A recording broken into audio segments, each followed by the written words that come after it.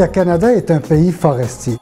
Il y a une tradition de recherche forestière au Canada qui remonte aux années 50 et même avant. Il y a une vingtaine d'années, on a commencé des travaux au niveau d'étudier la diversité génétique chez les arbres forestiers. Mais depuis 5 ans, on a séquencé tous les gènes du génome de l'épinette. L'espèce qui nous intéresse le plus, l'épinette blanche, l'épinette noire.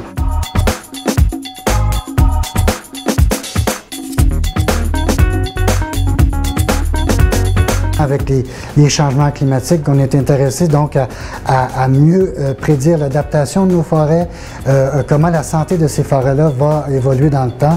Et la génomique devient un outil de diagnostic, si on veut, au niveau de la diversité génétique, du potentiel d'adaptation de nos espèces forestières.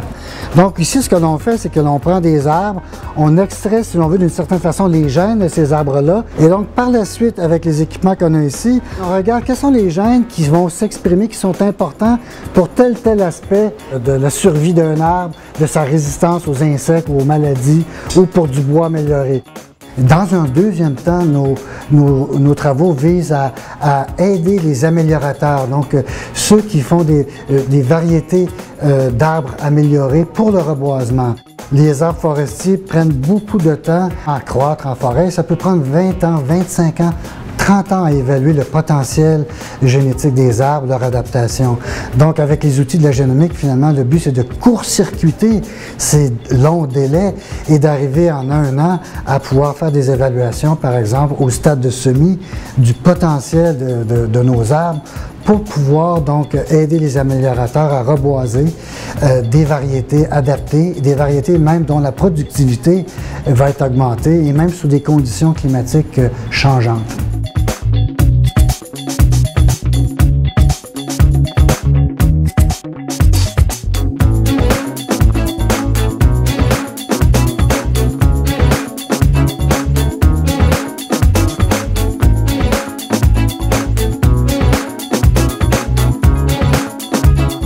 Présentement, on est en lien très serré avec nos partenaires et ces partenaires-là nous disent, écoutez, il faudrait améliorer la croissance, il faudrait améliorer certaines caractéristiques du bois parce que l'industrie forestière, au niveau de sa compétitivité, ça va l'aider donc à aller chercher une plus-value, à aller chercher aussi des nouveaux marchés vers l'extérieur. Donc, dès l'étape de la semence, on essaie de maintenant penser aux attributs des futurs arbres. Et donc, tout ça, ça se fait évidemment avec nos collaborateurs des ministères fédéraux, provinciaux, les industriels. On va chercher des arbres dans leur verger à graines, dans leur population.